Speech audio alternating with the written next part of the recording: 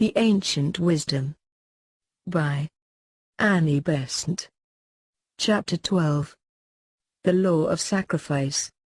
The study of the law of sacrifice follows naturally on the study of the law of karma, and the understanding of the former, it was once remarked by a master, is as necessary for the world as the understanding of the latter.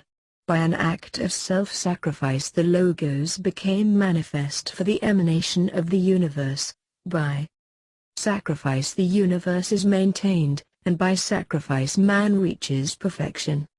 The Hindu will remember the opening words of the Brihadaranyaka, that the dawn is in sacrifice. The Zoroastrian will recall how Ahura Mazda came forth from an act of sacrifice. The Christian will think of the lamb, the symbol of the Logos, slain from the foundation of the world. Hence every religion that springs from ancient wisdom has sacrifice as a central teaching, and some of the profoundest truths of occultism are rooted in the law of sacrifice. An attempt to grasp, however feebly, the nature of the sacrifice of the Logos may prevent us from falling into the very general mistake that sacrifice is an essentially painful thing, whereas the very essence of sacrifice is a voluntary and glad pouring forth of life that others may share in it, and pain only arises when there is discord in the nature of the sacrificer, between the higher whose joy is in giving and the lower whose satisfaction lies in grasping and holding. It is that discord alone that introduces the element of pain, and in the supreme perfection, in the Logos, no discord could arise. The one is the perfect chord of being, of infinite melodious concords, all tuned to a single note, in which life and wisdom and bliss are blended into one keynote of existence. The sacrifice of the Logos lay in his voluntarily circumscribing his infinite life in order that he might manifest, symbolically, in the infinite ocean of light, with center everywhere and with circumference nowhere.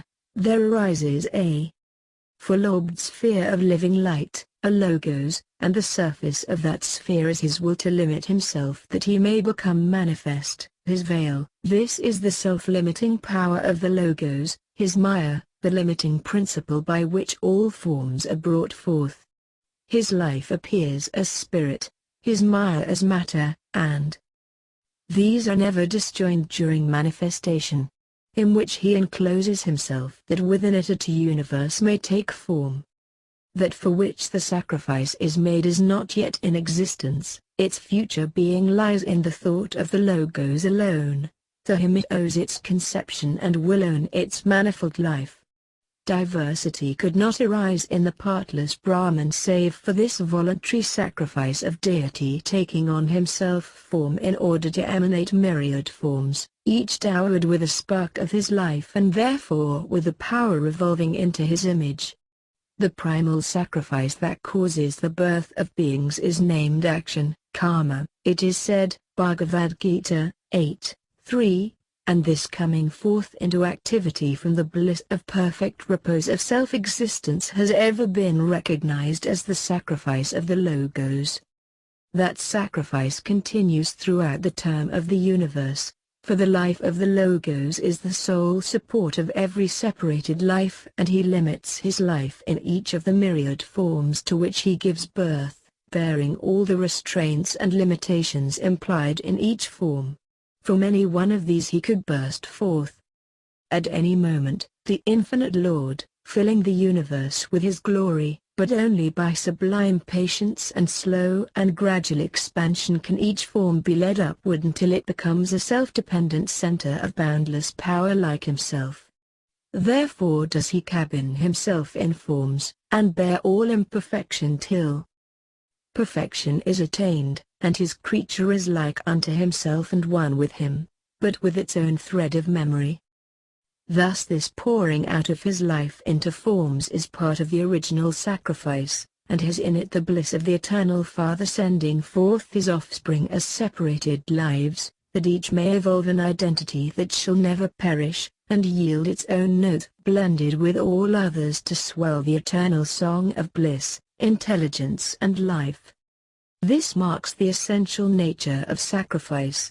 whatever other elements may become mixed with the central idea. It is the voluntary pouring out of life that others may partake of it, to bring others into life and to sustain them in it till they become self-dependent, and this is but one expression of divine joy. There is always joy in the exercise of activity, which is the expression of the power of the actor. The bird takes joy in the outpouring of song, and quivers with the mere rapture of singing. The painter rejoices in the creation of his genius, in the putting into form of his idea. The essential activity of the divine life must lie in giving, for there is nothing higher than itself from which it can receive. If it is to be active at all, and manifested life is active motion, it must pour itself out. Hence the sign of the Spirit is giving, for Spirit is the active divine life in every form. But the essential activity of matter, on the other hand, lies in receiving. By receiving life impulses it is organized into forms. By receiving them these are maintained, on their withdrawal they fall to pieces. All its activity is of this nature of receiving, and only by receiving can it endure as a form. Therefore it is always grasping, clinging, seeking to hold for its own. The persistence of the form depends on its grasping and retentive power, and it will therefore seek to draw into itself all it can, and will grudge every fraction with which it parts. Its joy will be in seizing and holding. To it giving is like courting death. It is very easy from this standpoint to see how the notion arose that sacrifice was suffering. While the divine life found its delight in exercising its activity of giving, and even when embodied in form cared not if the form perished by the giving, knowing it to be only its passing expression and the means of its separated growth, the form which felt its life forces pouring away from it cried out in anguish, and sought to exercise its activity in holding, thus resisting the outward flow. The sacrifice diminished the life energies the form claimed as its own, or even entirely drained them away, leaving the form to perish. In the lower world of form this was the only aspect of sacrifice cognizable, and the form found itself driven to slaughter, and cried out in fear and agony. What wonder that men, blinded by form, identified sacrifice with the agonizing form instead of with the free life that gave itself, crying gladly, "Lo, I come to do Thy will, O God, I am content to do it." What wonder that men, conscious of a higher and a lower nature, and oft identifying their self-consciousness more with the lower than with the higher, felt the struggle of the lower nature, the form, as their own struggles, and felt that they were accepting suffering in resignation to a higher will, and regarded sacrifice as that devout and resigned acceptance of pain. Not until man identifies himself with the life instead of with the form can the element of pain in sacrifice be gotten rid of. In a perfectly harmonized entity, pain cannot be, for the form is then the perfect vehicle of the life, receiving or surrendering with ready accord. With the ceasing of struggle comes the ceasing of pain. For suffering arises from jar, from friction, from antagonistic movements, and where the whole nature works in perfect harmony the conditions that give rise to suffering are not present. The law of sacrifice being thus the law of life, evolution in the universe, we find every step in the ladder is accomplished by sacrifice, the life pouring itself out to take birth in a higher form, while the form that contained it perishes. Those who look only at the perishing forms see nature as a vast charnel house, while those who see the deathless soul escaping to take new and higher form hear ever the joyous song of birth from the upward springing life. The monad in the mineral kingdom evolves by the breaking up of its forms for the production and support of plants. Minerals are disintegrated that plant forms may be built out of their materials. The plant draws from the soil its nutritive constituents, breaks them up, and incorporates them into its own substance. The mineral forms perish that the plant forms may grow, And this law of sacrifice stamped on the mineral kingdom is the law of evolution of life and form. The life passes onward and the monad evolves to produce the vegetable kingdom, the perishing of the lower form being the condition for the appearing and the support of the higher. The story is repeated in the vegetable kingdom, for its forms in turn are sacrificed in order that animal forms may be produced and may grow. On every side grasses, grains, trees perish for the sustenance of animal bodies. Their tissues are disintegrated that the materials comprising them may be assimilated by the animal and build up its body. Again the law of sacrifice is stamped on the world, this time on the vegetable kingdom. Its life evolves while its forms perish, the monad evolves to produce the animal kingdom, and the vegetable is offered up that the animal forms may be brought forth and maintained. So far the idea of pain has scarcely connected itself with that of sacrifice, for, as we have seen in the course of our studies, the astral bodies of plants are not sufficiently organized to give rise to any acute sensations either of pleasure or of pain. But as we consider the law of sacrifice in its working in the animal kingdom, we cannot avoid the recognition of the pain there involved in the breaking up of forms. It is true that the amount of pain caused by the preying of one animal upon another in the state of nature is comparatively trivial in each case, but still some pain occurs. It is also true that man, in the part he has played in helping to evolve animals, has much aggravated the amount of pain, and has strengthened instead of diminishing the predatory instincts of carnivorous animals. Still, he did not implant those instincts, though he took advantage of them for his own purposes. An innumerable varieties of animals, with the evolution of which man has had directly nothing to do, prey upon each other, the forms being sacrificed to the support of other forms, as in the mineral and vegetable kingdoms. The struggle for existence went on long before man appeared on the scene, and accelerated the evolution alike of life and of forms, while the pains accompanying the destruction of forms began the long task of impressing on the evolving monad the transitory nature of all forms, and the difference between the forms that perished and the life that persisted. The lower nature of man was evolved under the same law of sacrifice as ruled in the lower kingdoms. But the outpouring of divine life which gave the human monad came a change in the way in which the law of sacrifice worked as the law of life. In man was to be developed the will, the self-moving, self-initiated energy, and the compulsion which forced the lower kingdoms along the path of evolution could not therefore be employed in his case, without paralyzing the growth of this new and essential power. No mineral, no plant, no animal was asked to accept the law of sacrifice as a voluntarily chosen law of life. It was imposed upon them from without, and it forced their growth by a necessity from which they could not escape. Man was to have the freedom of choice necessary for the growth of a discriminative and self-conscious intelligence, and the question arose, how can this creature be left free to choose, and yet learn to choose to follow the law of sacrifice, while yet he is a sensitive organism, shrinking from pain, and pain is inevitable in the breaking up of sentient forms. Doubtless eons of experience, studied by a creature becoming ever more intelligent, might have finally led man to discover that the law of sacrifice is the fundamental law of life, but in this, as in so much else, he was not left to his own unassisted efforts.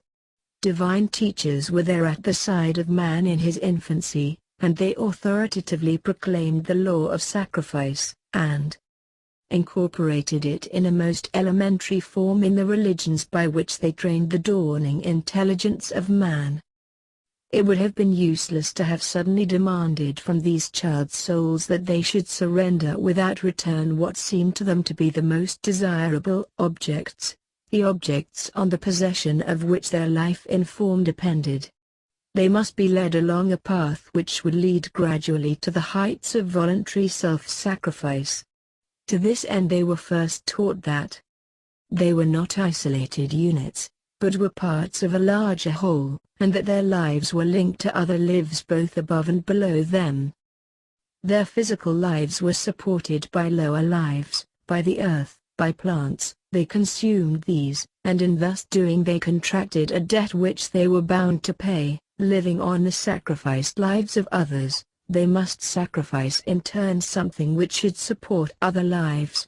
They must nourish even as they were nourished, taking the fruits produced by the activity of the astral entities that guide physical nature. They must recruit the expended forces by suitable offerings.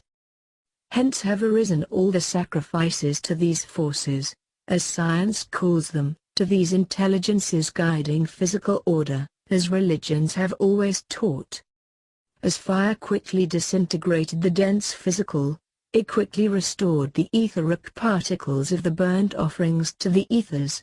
Thus the astral particles were easily set free to be assimilated by the astral entities concerned with the fertility of the earth and the growth of plants. Thus the wheel of production was kept turning, and man learned that he was constantly incurring debts to nature which he must as constantly discharge.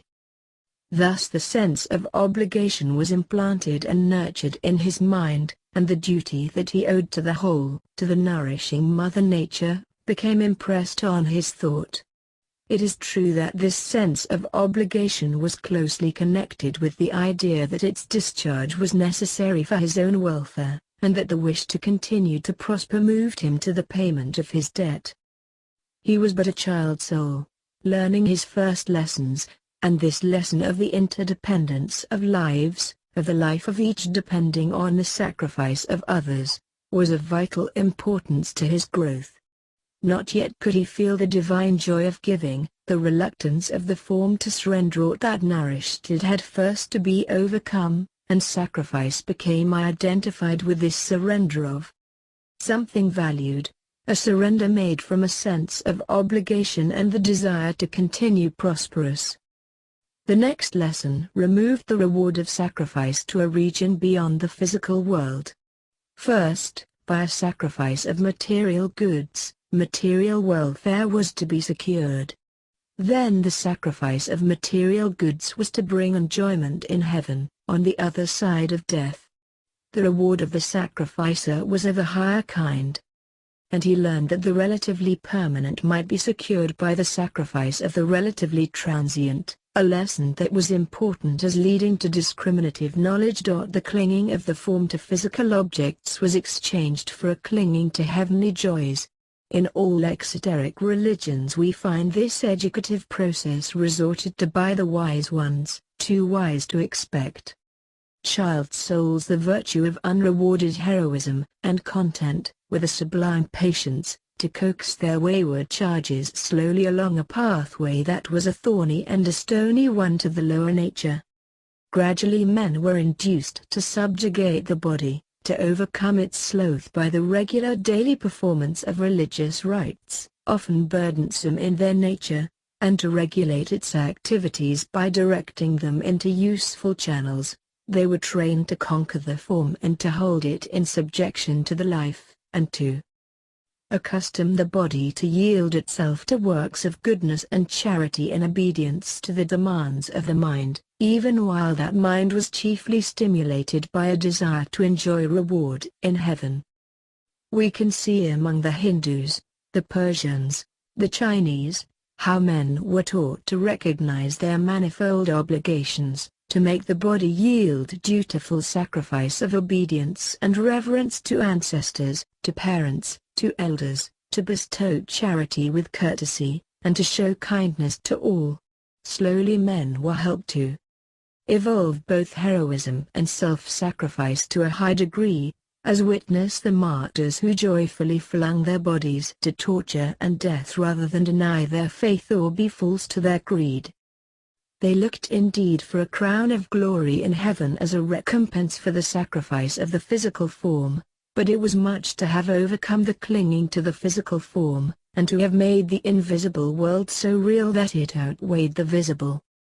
The next step was achieved when the sense of duty was definitely established, When the sacrifice of the lower to the higher was seen to be right, apart from all question of reward to be received in another world, when the obligation owed by the part to the whole was recognized, and the yielding of service by the form that existed by the service of others was felt to be justly due without any claim to wages being established thereby.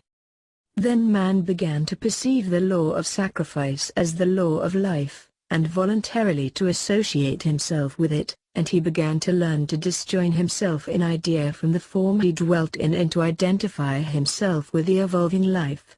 This gradually led him to feel a certain indifference to all the activities of form, save as they consisted in duties that ought to be done, and to regard all of them as mere channels for the life activities that were due to the world, and not as activities performed by him with any desire for their results. Thus he reached the point already noted, when karma attracting him to the three worlds ceased to be generated, and he turned the wheel of existence because it ought to be turned, and not because its revolution brought any desirable object to himself. The full recognition of the law of sacrifice, however, lifts man beyond the mental plane, whereon duty is recognized as duty, as what ought to be done because it is owed, to that higher plane of buddhi where all selves are felt as one, and where all activities are poured out for the use of all, and not for the gain of a separated self. Only on that plane is the law of sacrifice felt as a joyful privilege, instead of only recognized intellectually as true and just. On the Buddhic plane man clearly sees that life is one, that it streams out perpetually as the free outpouring of the love of the Logos, that life holding itself separate is a poor and a mean thing at best, and an ungrateful one to boot. There the whole heart rushes upwards to the Logos in one strong surge of love and worship, and gives itself in joyfulest self-surrender to be a channel of his life and love to the world, to be a carrier of his light, a messenger of his compassion, a worker in his realm, that appears as the only life worth living, to hasten evolution, to serve the good law, to lift part of the heavy burden of the world, that seems to be the very gladness of the Lord himself. From this plane only can a man act as one of the saviors of the world, because on it he is one with the selves of all. Identified with humanity where it is one, his strength, his love, his life can flow downwards into any or into every separated self. He has become a spiritual force, and the available spiritual energy of the world system is increased by pouring into it of his life. The forces he used to expend on the physical, astral, and mental planes, seeking things for his separated self, are now all gathered up in one act of sacrifice, and, transmuted thereby into spiritual energy, they pour down upon the world as spiritual life. This transmutation is wrought by the motive which determines the plane on which the energy is set free. If a man's motive be the gain of physical objects, the energy liberated works only on the physical plane. If he desire astral objects, he liberates energy on the astral plane. If he seek mental joys, his energy functions on the mental plane, but if he sacrifice himself to be a channel of the Logos, he liberates energy on the spiritual plane, and it works everywhere with the potency and keenness of a spiritual force. For such a man, action and inaction are the same, for he does everything while doing nothing, he does nothing while doing everything. For him, high and low, great and small are the same. He fills any place that needs filling, and the Logos is alike in every place and in every action. He can flow into any form, he can work along any line, he knows not any longer choice or difference. His life by sacrifice has been made one with the life of the Logos, he sees God in everything and everything in God. How then can place or form make to him any difference? He no longer identifies himself with form, but is self-conscious life. Having nothing, he possesseth all things, asking for nothing, everything flows into him. His life is bliss, for he is one with his Lord, who is beatitude, and, using form for service without attachment to it. He has put an end to pain.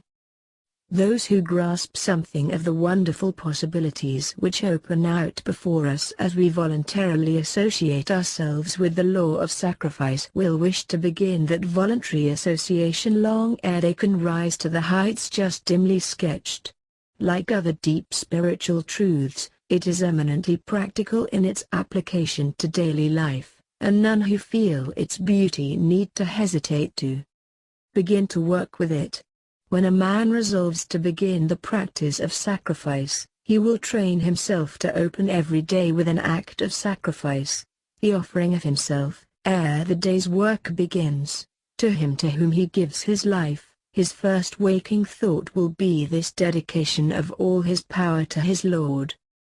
Then each thought, each word, each action in daily life will be done as a sacrifice, not for its fruit, not even as duty, but as the way in which, at the moment, his Lord can be served.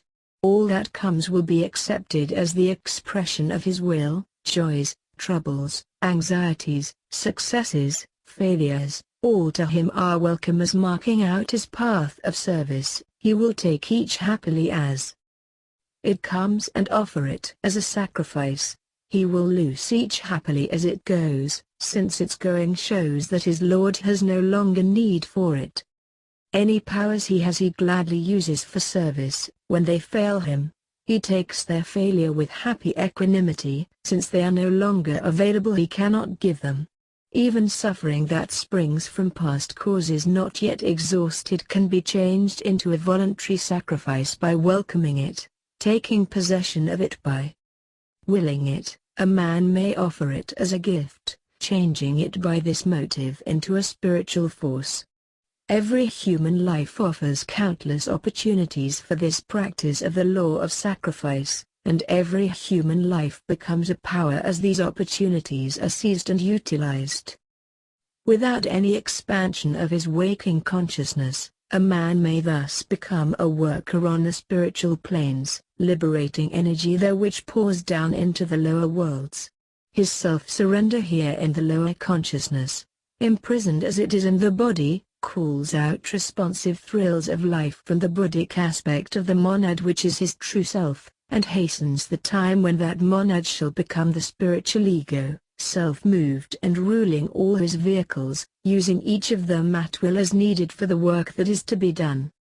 In no way can progress be made so rapidly, and the manifestation of all the powers latent in the monad be brought about so quickly, as by the understanding and the practice of the law of sacrifice.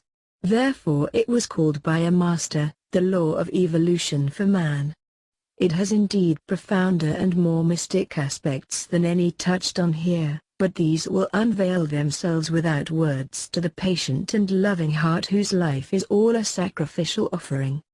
There are things that are heard only in the stillness, there are teachings that can be uttered only by the voice of the silence. Among these are the deeper truths rooted in the law of sacrifice,